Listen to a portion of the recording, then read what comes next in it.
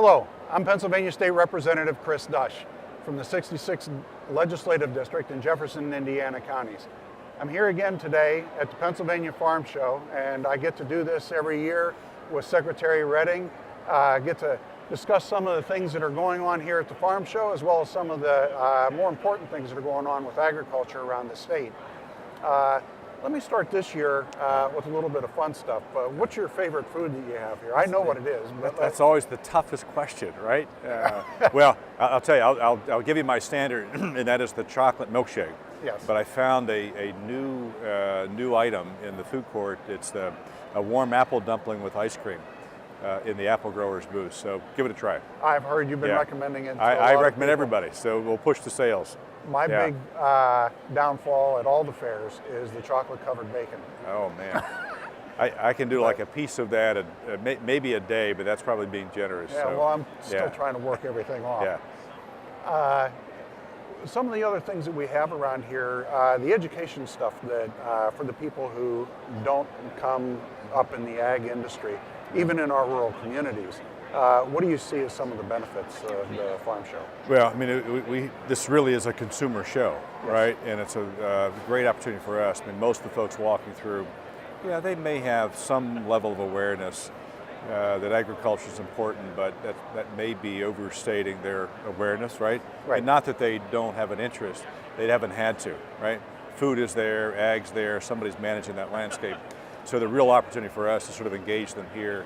If we can talk about what's produced here, if they can get them to recognize the Pennsylvania preferred, as that good housekeeping seal of approval of our products, and they go to the market to look for it or ask for it. Those things are invaluable to us to start changing this conversation about what's produced here and how do we keep it here, right? Yes. That's how it's going to stay, by people buying it. Well, our apples, our mushrooms, we're the leader around the world in mushroom production. Most people don't know that. There's a reason why agriculture is our #1 industry in the Commonwealth. And this gives us a great opportunity for people to learn.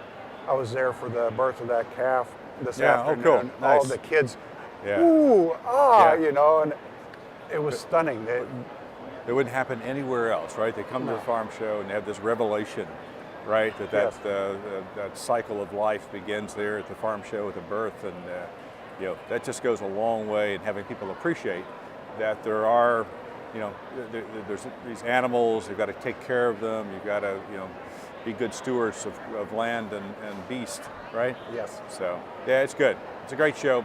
I point to this sort of farm market area. One of the changes we made this year is a great example where people know what a farm market is. Yes. But they haven't, when they come to the farm show in the past, we've had things sort of scattered, and you had to go find them. Yes. We said, why don't we just put that together in a farm market, right? So it looks like a farm market. You can buy products here, and just that one little change has made a big difference in how people view what's actually in there. And they're also getting a chance to go not too far to a place where they can see how the apiaries work, the beekeepers, how some of the stuff is produced. And they go straight from the farm market into watching the production and getting a chance to look at the high tunnels and that sort of thing. Yeah. So it's a great opportunity for them there. Yeah, I think it's a great, your point about education is just making sure that, we're taking full advantage of, the Commonwealth show and the opportunity for 8 days to present agriculture here. And, admittedly, their appreciation for all of what's here, and even sometimes what the definition of agriculture is. Like we had some drones in here today, and they were a national team out of Center County, 4-H team.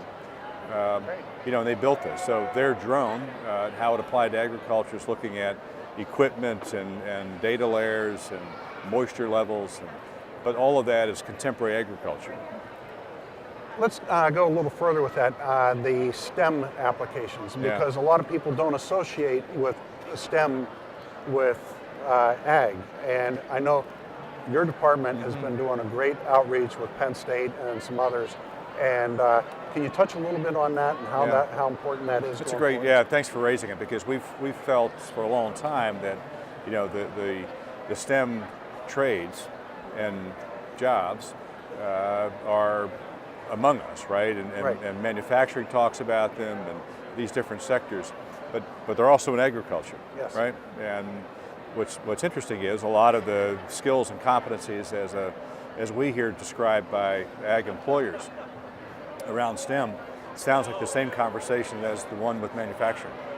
There's a real chase for those skills. It just happens to be putting them on food, Right. applying it to food or manufacturing. It's important to us long term, so the science, technology, engineering, and math we think is critical. How do you apply that? The applied research that we know is important is part of ag. So there's the traditional STEM fields, but there's STEM type jobs, right, that are part of ag. So we're trying to highlight that, elevate that, put that in public view, and then secondly, make sure that our Commonwealth programs on the workforce side reflect that. Right. And that's been a challenge, not because people aren't interested, but to my earlier point about people just not making a connection. Right. And I think that's where we can work with you in the legislature to That's why I wanted to continue with that keep and let you pushing highlight that up the list, right? Because it shows up in the forest products industry. Yes. It's in the farm equipment business. It's down in my county of Adams with technology of apple production, and so it's everywhere. Let's talk about how do we systemically sort of address the issues of those STEM fields within our industry. I know my time's drawn a little bit to a close, so I Yeah. want to, if you could just touch on two things back to back. The amount of water, I know Jefferson County, we had about 63 inches of rain. How did that affect statewide? And then if you have any further update on the spotted lanternfly. Yeah, so the weather, let's just hope that 2019, is not a repeat on the weather. Devastating. I mean, 63 inches, 70 inches, 75 inches. Normal for you is probably like 42, Yeah. right? So that extra 20, 25, 30 inches just it took its toll on the quality of hay. In some cases, delayed plantings of crops. In other cases, the quality of the crop that's actually planted and maybe harvested. In some cases, still not harvested. I've got corn standing in January. Yeah. That's And you need some frozen ground to get there, and of Right. course right now, even in January at Farm Show, it's not happening. So let's hope that 2019 is a much drier, more normal year. It does have, just to close that out, I mean the issue is around quality, yield and quality. And there's a lot of quality issues that have happened as a result of too much rain, both corn, soybeans, a lot of fruits and vegetables as well.